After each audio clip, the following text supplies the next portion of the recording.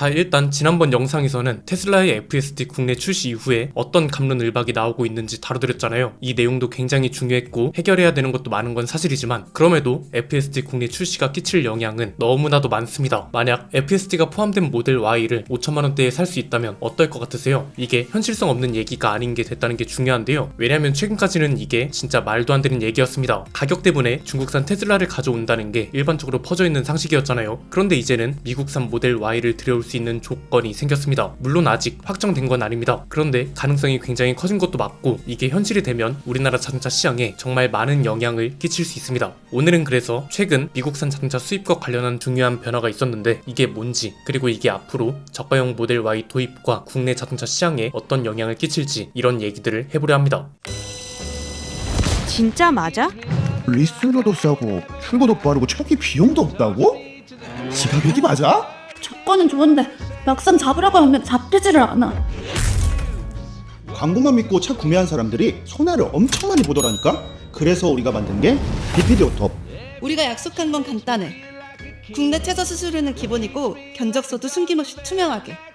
신차 검수부터 신차 패키지까지 우리가 다 준비했어. 누구보다 많은 차를 리뷰한 BPD가 이제 시동 거는 순간까지 책임질게. 리뷰 끝, 출고 시작.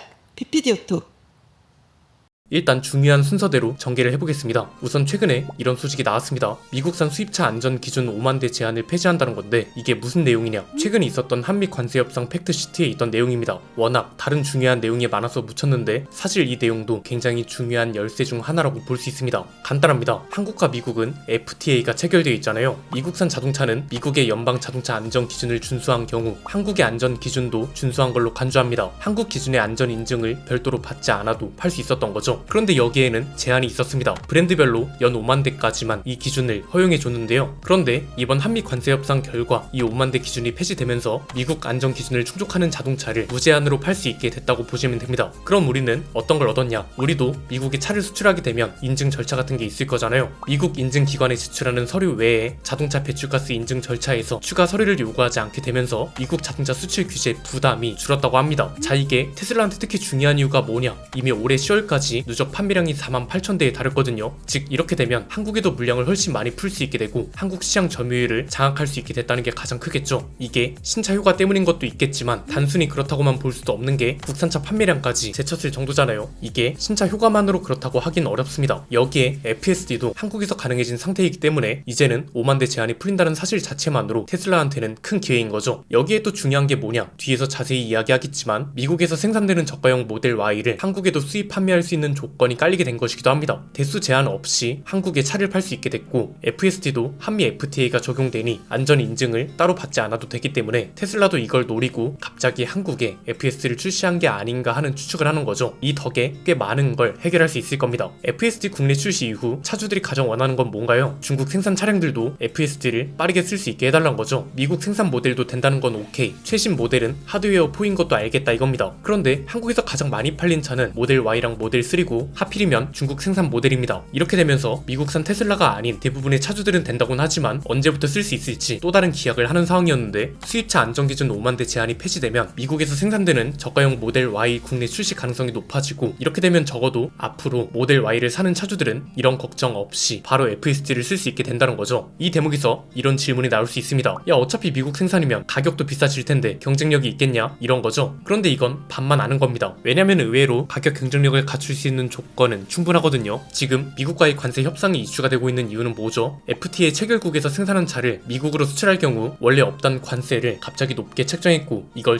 15%까지 어떻게 잘 낮추느냐가 중요한 싸움이 됐잖아요. 그런데 반대로 미국에서 생산한 차를 FTA 체결국에 수출할 때는 여전히 관세가 0%입니다. 즉 미국에서 생산된 저가형 모델 Y가 한국에 수입될 때는 관세가 0%란 거죠. 그런데 지금 팔리고 있는 중국 생산 모델 Y는 관세가 8%나 붙어서 옵니다. 이게 미국과 중국 간 생산 비용이나 물류비 같은 걸 따져보면 거의 비슷한 수준의 차이를 보일 거란 말이죠. 그런데 또 들여오는 차는 가격이 가장 저렴한 모델 Y라는 게 중요한 포인트고 여기에 또 선택지도 좋습니다. 흔히 알려진 건 깡통 모델입니다. 마감도 거의 플라스틱에 전면 주간 주행 등도 중간에 끊겨 있는 차 많이 보셨잖아요. 그런데 이 저가형 모델에 프리미엄 트림이라는 게 또 있습니다. 기본 모델은 스탠다드가 후륜 구동이고 롱레인지가 사륜 구동인데 이 저가형 모델의 프리미엄 트림은 롱레인지인데 후륜 구동입니다. 여기서 중요한 게 이 프리미엄 트림은 외관이 일반 모델 Y와 거의 똑같아요. 탓입니다. 주간 주행 등도 생기고 옵션도 훨씬 많이 들어갑니다. 여기에 배터리 스펙도 더 좋습니다. 일반 모델 Y RWD 모델은 중국산 LFP 배터리를 쓰잖아요. 저가형 모델 Y는 미국 생산 모델이기 때문에 LG 엔솔의 NCM 배터리가 들어가고요. 롱레인지임에도 후륜 구동이기 때문에 주행 가는 거리도 더 깁니다. 즉 스펙은 더 좋은데 외관은 비슷하고 가격은 더 저렴하고 미국 생산이라 LG 엔솔 배터리를 쓰고 FSD도 결제하면 바로 쓸 수 있다. 이렇게 되면 연 5만 대 판매량을 가볍게 뛰어넘을 수밖에 없겠죠. 물론 아직 가정이긴 합니다. 그런데 한미 관세 협상으로 미국산 저가형 모델 Y를 한국에 팔 수 있는 조건이 다 갖춰졌고 팩트시트 발표와 비슷한 시기에 FSD 출시를 공식한 걸 보면 가능성이 커진 건 사실이란 거죠. 만약 이게 실현된다면 기존 모델 Y 차주들, 특히 최근에 모델 Y를 출고한 차주들이 가장 배 아플 수밖에 없고요. 저희도 그중 하나가 될 것 같네요. 이게 그런데 우리나라 자동차 산업 기준으로 본다면 문제가 좀 있습니다. 굳이 중국 브랜드 전기차를 이야기하지 않아도 될 정도로 파급력이 생기는 겁니다. 미국산과 독일산 수입차들, 그 중에서도 테슬라, GM, 벤츠, BMW와 같이 우리나라에서 인지도도 있고 잘 팔리는 브랜드들의 영향력이 특히 커질 전망입니다. 왜냐면 지금 테슬라만 FSD를 도입한 게 아닙니다. GM은 최근 슈퍼크루즈를 한국에 도입했죠. 캐딜락이 에스컬레이드 IQ를 출시하면서 슈퍼크루즈도 국내 최초로 도입했습니다. 물론 FSD와는 차이가 좀 있습니다. 둘 다 레벨 2라서 운전자가 개입해야 되는 핸즈프리 보조 시스템인 건 맞거든요. 그런데 테슬라는 지도보다 현장 상황과 AI 판단 능력이 중심이고요. 슈퍼크루즈는 사전에 지정된 HD 맵 기반이라는 게 가장 큰 차이입니다. 그래서 슈퍼크루즈는 국내 고속도로랑 주요 간선 도로에만 아직은 한정되어 있고 신호등이 있는 시내 도로에서는 사용이 불가하다는 게 큰 차이인 거죠. 그런데 그럼에도 된다는 게 어디예요? 일단 지원 구간이 총 23,000km 정도 되는데 이 구간에서는 손을 떼고 다녀도 되고 당연히 차선도 자동으로 바꿔주고 이것도 어쨌든 계속해서 지원 구간이 늘어날 거고 더 중요한 건 향후 출시되는 GM 및 다른 차종들도 확대 적용한다는 거죠. GM은 특히나 유리한 게 미국에서 생산되어 오는 차들이 많잖아요. 대표적인 게 쉐보레 볼트 EV인데 가격도 저렴하고 신형은 슈퍼크루즈가 탑재된다고 하니 지원 구간이 늘어난다면 이런 차들도 경쟁력이 생긴다는 거죠. BM이나 벤츠도 기대할 만한 게 있습니다. 물론 미국 차들보단 제한적이긴 한데 가능성은 없지 않습니다. 벤츠나 BM 모두 현재 유럽에서 플래그십 모델인 S클래스와 7시리즈의 레벨 3 자율주행을 조건부로 상용화하고 있습니다. 이 소리는 이미 S클래스와 7시리즈의 하드웨어가 레벨 3까지 커버할 수 있는 수준으로 만들어졌다는 거잖아요. 이렇게 되면 향후 OTA 같은 걸로 국내에서도 레벨 3 자율주행을 쓸 수 있게 될지 주목해 볼만 하다는 거죠. 그리고 이미 레벨 2가 아닌 레벨 3 자율주행을 조건부로 상용화하고 있다는 건 향후 다른 차종에도 확대 적용할 가능성이 다른 브랜드들보다 높다는 거라서 기대하지 않을 이유가 없습니다. 결국 앞으로 누가 도입을 빠르게 확대하느냐가 또 다른 경쟁력이 될 거란 건데 일단 방금 언급한 브랜드들은 유리한 궤도에 올라온 겁니다. 이 브랜드들은 어쨌든 빅데이터 수집이 시작됐다는 거니까요. 도로 환경만 중요한 게 아닙니다. 각국의 도로 표지판이나 신호 체계, 돌발 상황 이런 학습을 얼마나 빠르게 많이 할 수 있는지가 경쟁력인 거잖아요. 그런 점에 있어서는 일단 FSD나 슈퍼크루즈를 도입한 브랜드, 조건부라도 레벨 3 자율주행을 상용화하고 있는 브랜드가 그렇지 않은 브랜드보다 가능성이 훨씬 열려있는 건 맞으니까요. 여기서 떠오르는 게 현대기아차인데 사실 걱정되는 상황인 건 맞습니다. 원래 가장 좋은 시나리오는 뭐였나요? 테슬라가 FSD를 국내에 출시하기 전까지는 우선 구매 가격을 낮추는 거였죠. 가격을 낮추면 점유율이 오르고 점유율이 오르는 동안 전기차 판매로 인한 영업이익도 증가합니다. 그러는 동안 엔비디아와 협업한 내용이 마침 AI고 이 덕에 데이터 센터도 짓고 자율주행 관련 시뮬레이션 연구에도 영향을 준다고 하니 이런 내용으로 비전 로드맵을 세우고 이런 식으로 시간을 벌 수 있게 되는 거였습니다. 그런데 지금은 이 시나리오에 차질이 생긴 겁니다. 그나마 방어막이 되던 게 국내 자율주행 관련 규제인데 이것도 지금 완전한 방어막이 안 됩니다. 미국에서 생산된 차들은 FSD를 쓸 수 있게 된 상황이고 앞에서 말씀드린 것처럼 저가형 모델 Y까지 들어오게 된다면 저렴한 테슬라로도 FSD를 쓸 수 있게 되는 겁니다. 사용자 범위가 넓어지면서 데이터가 쌓이는 범위와 속도도 달라지고 소비자들은 동시에 테슬라를 구매할 명분도 커지는 거죠. 여기에 GM도 슈퍼크루즈 도입을 빠르게 늘린다? 현대차그룹 입장에선 불리한 상황이 계속되는 겁니다. 그렇다고 가격으로만 승부를 보기도 어렵습니다. 자율주행 쪽을 미국 브랜드가 장악하기 시작했다면 가격 싸움은 중국 브랜드와 해야 하거든요. 이미 내년부터 중국 브랜드가 대거 도입될 예정이고 비아디는 특히 돌핀과 같은 저가형 모델들도 점유율 공약을 할 겁니다. 완전히 새로운 국면이 펼쳐지기 시작했다는 거고요. 전기차 시장 경쟁력 싸움도 새로운 기준이 생긴 거라 소비자들 입장에선 선택지가 넓어지니 좋은 일이긴 합니다. 어차피 많이 팔리면 가격 경쟁도 해야 하는데 이건 또 테슬라가 중심이다 보니 크게 걱정할 건 없는 거죠. 그래서 현대차그룹도 조만간 큰 발표가 있어야 하지 않을까 싶습니다. 저가형 모델로 공략한다는 걸 적극적으로 어필하든지 자율주행과 관련된 현실적인 로드맵 같은 게 나와야 하지 않을까 싶고요.